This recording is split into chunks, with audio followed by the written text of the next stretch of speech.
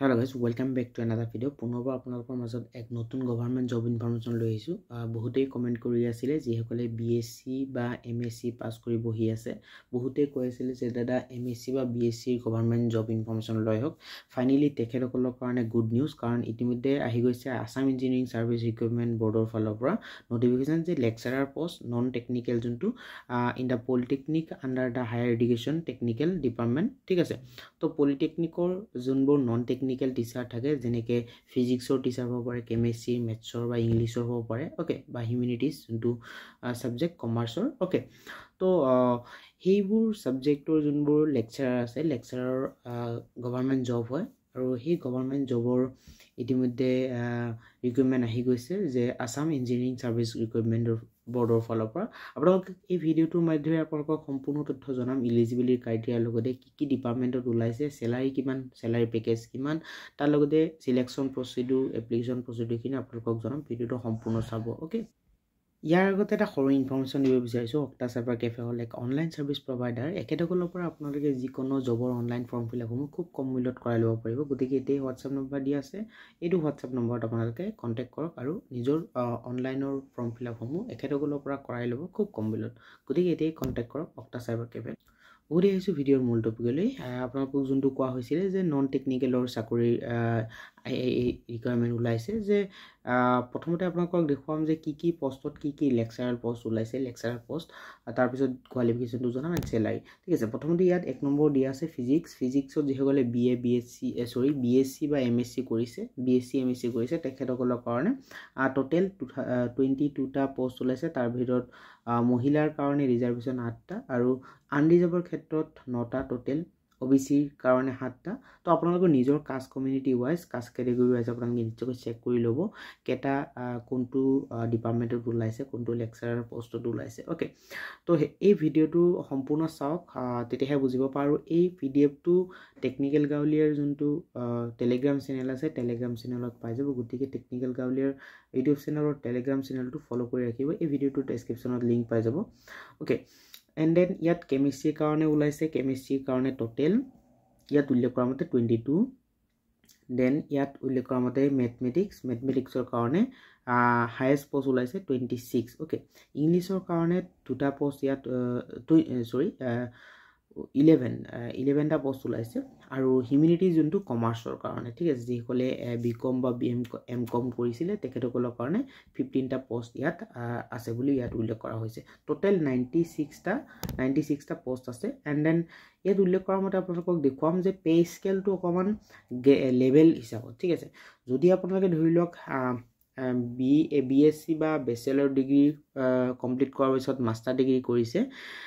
ঠিক আছে, normally first class হ'ব লাগিব, ওকে। ফাৰ্ষ্ট ক্লাছ নহ'লে কিন্তু নহ'ব, with first class or equivalent at bachelor master level, okay. তো ফাৰ্ষ্ট ক্লাছ হোৱাৰ পিছত আপোনালোকে এই চিম্পলি জাষ্ট খালি মাষ্টাৰ ডিগ্ৰী কৰিছে আৰু বেচেলৰ ডিগ্ৰী কৰিছে, নেটটো আপোনালোকে দিয়া নাই, কোৱালিফাই হোৱা নাই, ওকে, তেনেহ'লে 9A কেটেগৰী হয়, ওকে। লেভেল 9A কেটেগৰীৰ অকণমান চেলাৰীটো কম, বাট লেভেল 10ৰ অকণমান বেছি, সেইটোৱে পাৰ্থক্য। তো সকলোৱে এপ্লাই কৰিব পাৰিব যোনসকল ধৰি লওক ফাৰ্ষ্ট ক্লাছ আছে, BA বা master degree, okay. Then level 10 যোনটো master degree with first class, সেইটো থাকিব লাগিব। তাৰপিছত নেট কোৱালিফাই, ওকে। NEET যোনটো নেশ্যনেল এলিজিবিলিটি টেষ্ট হয়, সেই নেট যদি আপোনালোকে দিছে বা কোৱালিফাইড, তেনেহ'লে আপোনালোকে লেভেল 10ত পৰিব। আৰু লেভেল 10 আৰু 9ৰ পাৰ্থক্যটো সেইটো আপোনালোকক অকণমান আগতেই জনাইছোঁ যে লেভেল 9A যোনটো 56,000ৰ পৰা 1,77,000 এইটো প্লাছ, আৰু তাৰ লগতে আদাৰ এলায়েন্স আছে, ঠিক আছে। এইটো আপোনালোকৰ চেলাৰী পেকেজ। আৰু লেভেল 10ৰ কাৰণে 57 to 180, ওকে। সেইটো আপোনালোকে 4-5 হাজাৰ ধৰি লওক, এটা ডিফাৰেঞ্চ আছে, ওকে। 3-4 হাজাৰ ডিফাৰেঞ্চ এটা আছে। আৰু এতিয়া এজ লিমিটটো আপোনালোকৰ ধৰি লওক 2024ৰ 1 জানুৱাৰী কিন্তু, ঠিক আছে, 2024ৰ 1 জানুৱাৰী মতে আপোনালোকৰ 21 বছৰ কম হ'ব নালাগিব, মিনিমাম 21 বছৰ হ'ব লাগিব, আৰু মেক্সিমাম 38 ইয়াৰ্ছ।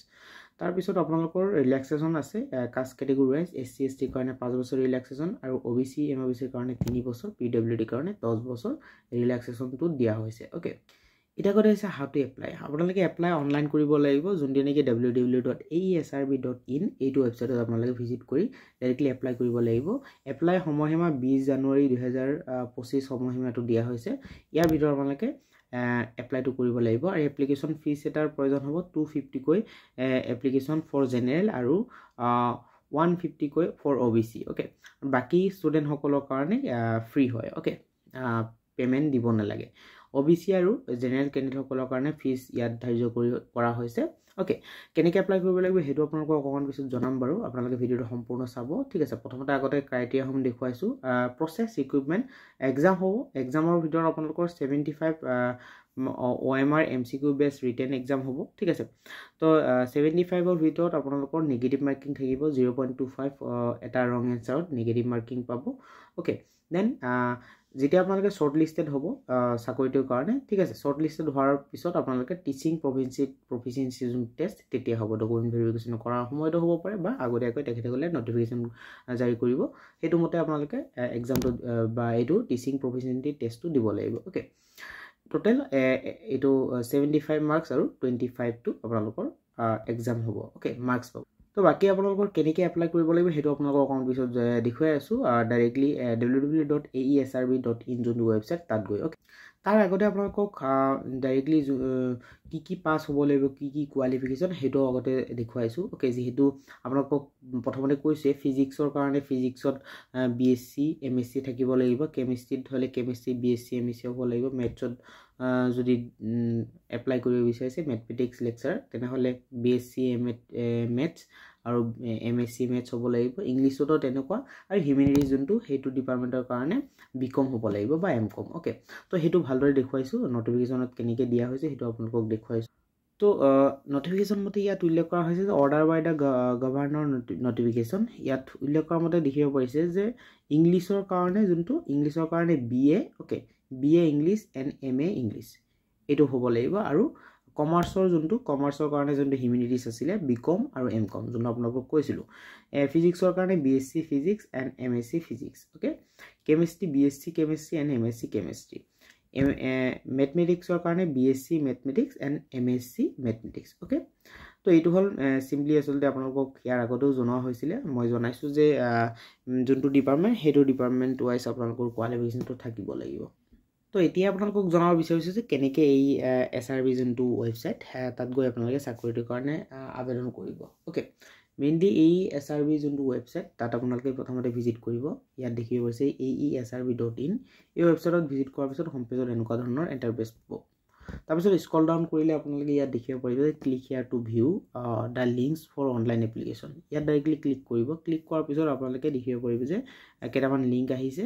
যোনটো নেকি বহুত কেটা ক্যাটাগৰি জবৰ কাৰণে লিংক আছে যেহেতু নন টেকনিক্যালৰ কাৰণে BA বা BSc ষ্টুডেন্ট সকলৰ কাৰণে এপ্লাই কৰা হ'ব তেখেতসকলৰ কাৰণে মেইনলি ইয়াত দেখুৱা হৈছে যে advertisement for the post lecturer non technical in the government polytechnic of Assam তাত তলত এপ্লাই হিয়াৰ অপচন আছে ঠিক আছে এপ্লাই হিয়াৰ অপচনটো ডাইৰেক্টলি ক্লিক কৰিব লাগিব ক্লিক কৰিলে ডাইৰেক্টলি ৰিডাইৰেক্ট হ'ব যোনটো এপ্লিকেশন ব্ৰাউজাৰ ঠিক আছে তাত গৈ ইয়াত দেখিব পাইছে নিউ ৰেজিষ্ট্ৰেচন এপ্লিকেশন যদি আপোনালোকে এই পেজটোত অলৰেডি ৰেজিষ্ট্ৰেচন কৰিছে তেনেহলে লগইন কৰিব লাগিব আৰু যদি ৰেজিষ্টাৰ কৰা নাই নতুনকৈ নিউ ৰেজিষ্ট্ৰেচন নামৰ অপচনটোত ক্লিক কৰিব 20 তাৰিখলৈকে সময়সীমা আছে 20 জানুৱাৰী 2025 ওকে এই সময়সীমাৰ ভিতৰত আপোনালোকে এপ্লাই কৰিব লাগিব এপ্লাই কৰোতে আপোনালোকৰ 250 টকা জেনেৰেলৰ কাৰণে ফিজ ল'ব আৰু OBC ৰ কাৰণে 150 টকা ইয়াত ডকুমেন্টস আপলোড কৰিব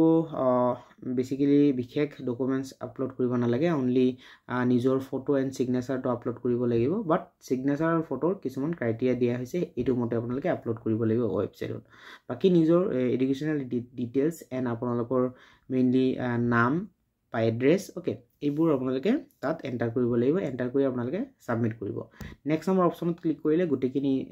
দেখিব পাইছে যে ফুল নেম আপোনাৰ ফাদাৰ নেম নিজৰ ডিটেইলছ নিজৰ এড্ৰেছ তাৰ লগতে আপোনালোকৰ ইয়াত qualification details caste category reservation যদি থাকে এনি BPL যদি হয় BPL এক্স সাৰ্ভিসমেন যদি হয় তথাপি এটো দিব পাৰে দেন ইয়াত ডাইৰেক্টলি নন টেকনিক্যাল ইয়াত ইয়েস ক্লিক কৰিব ইয়াত ক্লিক কৰাৰ পিছত নিজৰ যোনটো আপোনালোকৰ ৰিলেভেণ্ট ব্ৰাঞ্চ লেকচাৰ ফিজিক্স হ'ব পাৰে কেমেষ্ট্ৰি যদি মেথছত আপোনালোকে MSc বা BSc কৰিছে মেথছত ক্লিক কৰিব ক্লিক কৰাৰ পিছত নিজৰ আপোনালোকৰ HSLC মাৰ্ক এণ্ড HSৰ মাৰ্ক তাৰ লগতে গ্ৰেজুৱেশ্যন পোষ্ট গ্ৰেজুৱেশ্যন অ'কে এইবোৰ যদি কোৱালিফাইং এক্সাম ইয়াত যদি আপোনালোকে ধৰি লওক কোনোবাই নেট এক্সাম দিছে বা গেট এক্সাম দিছে SALET দিছে এইবোৰ কোৱালিফিকেশ্যন যদি আছে UGC NET net CSIR net বা গেট যদি এক্সাম দিছে কোনোবাই তথাপিও কিন্তু এইটো ইয়াত এণ্টাৰ কৰিব অ'কে PhD যদি কৰি থাকে তথাপিও ইয়াত কি ডিপাৰ্টমেণ্টত কি PhD কৰিছে ইণ্টিগ্ৰেটেড PhD কৰিছে নে PhD কৰিছে সেইটো আপোনালোকে ইয়াত উল্লেখ কৰিব লাগিব বাকী আপোনালোকৰ লাষ্ট যোনটো ডিগ্ৰী হয় সেই ডেটটো আপোনালোকৰ ডিগ্ৰীৰ ৰিজাল্ট ডিক্লেৰেশ্যনটো ইয়াত দিব লাগিব অ'কে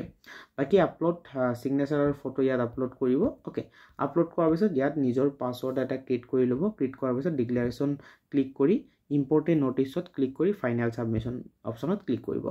ফাইনেল ছাবমিশ্যনত ক্লিক কৰাৰ পিছত এপ্লিকেশ্যন ID পাব আৰু সেই এপ্লিকেশ্যন IDৰে আপোনালোকে পিছত লগইন কৰিব পাৰিব আৰু লগইন কৰি নিজৰ এপ্লিকেশ্যন ফৰ্মটো ডাউনলোড কৰি ৰাখিব পাৰিব আজি ভিডিঅ'টোৰ মাধ্যমে আপোনালোকক জনাবলৈ চেষ্টা কৰিছিলোঁ যে নন টেকনিকেলৰ যোনটো লেকচাৰাৰ পোষ্ট আছিলে আসাম ইঞ্জিনিয়াৰিং ছাৰ্ভিচ ৰিক্ৰুইটমেণ্ট বৰ্ডৰ ফালৰ পৰা সেইটো ইনফৰমেশ্যন দিবলৈ চেষ্টা কৰিছিলোঁ যে আচলতে ইলিজিবিলিটি ক্ৰাইটেৰিয়া তাৰ লগতে কেনেকৈ এপ্লাই কৰিব লাগে আৰু কি ডিপাৰ্টমেণ্টত ওলাইছে লেকচাৰাৰ পোষ্ট গতিকে এই ভিডিঅ'টোৰ মাধ্যমে ইনফৰমেশ্যন দিবলৈ চেষ্টা কৰিছোঁ আশা কৰিছোঁ সকলোৱে ইনফৰমেশ্যনটো পাই গৈছে এই চেনেলটো যদি এতিয়াও ছাবস্ক্ৰাইব কৰা নাই টেকনিকেল গাঁৱলী ইউটিউব চেনেলটো আপোনালোকে ছাবস্ক্ৰাইব কৰিব কাৰণ এনেকুৱা ধৰণৰ জব ৰিলেটেড ইনফৰমেশ্যনসমূহ এই চেনেলটোৰ জৰিয়তে নিয়মিতভাৱে আপডেটবোৰ পাই থাকিব গতিকে এতিয়া টেকনিকেল গাঁৱলী ইউটিউব চেনেলটো ছাবস্ক্ৰাইব কৰক আৰু যদি আপোনালোকে টেলিগ্ৰামত এতিয়াও ফ'ল' কৰা নাই আপোনালোকে টেলিগ্ৰাম চেনেলটো ফ'ল' কৰক কাৰণ কেতিয়াবা ভিডিঅ' আপলোড কৰিব নোৱাৰিলে ব্যক্তিগত ব্যস্ততাৰ কাৰণে আমি ডাইৰেক্টলি ইনফৰমেশ্যন আমাৰ হাতত থাকিলে আমি ডাইৰেক্টলি টেলিগ্ৰামত আপলোড কৰোঁ পিকচাৰ বা মেছেজ আকাৰে আমি ইনফৰমেশ্যনবোৰ দি থাকোঁ গতিকে টেলিগ্ৰাম চেনেলটো এতিয়াই ফ'ল' কৰি দিয়ক আৰু জব ইনফৰমেশ্যন হোৱাটছআপত পাবলৈ হোৱাটছআপ গ্ৰুপটো ফ'ল' কৰি ৰাখিব পাৰে অ'কে আজি ভিডিঅ'টো চোৱাৰ বহুত ধন্যবাদ জানিছোঁ thank you so' much bye bye